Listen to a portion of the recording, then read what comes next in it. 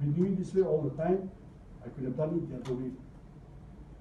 Reflective is to put the question back to the person. So you say this can happen, that can happen. What does it mean to you? Okay, so sometimes you need to vary your questions. Okay, group assessment. Yeah, just in time for that. So what I want you to do is, as a group, I will give you the paper to read.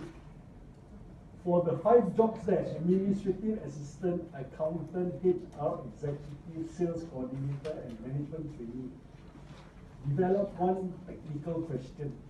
If you're going to interview these people, develop one technical question and one behavioral question.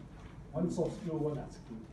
Okay, in order to help you, if you look at your end of your file, the job descriptions are there. So from the job description, you should be able to develop some questions.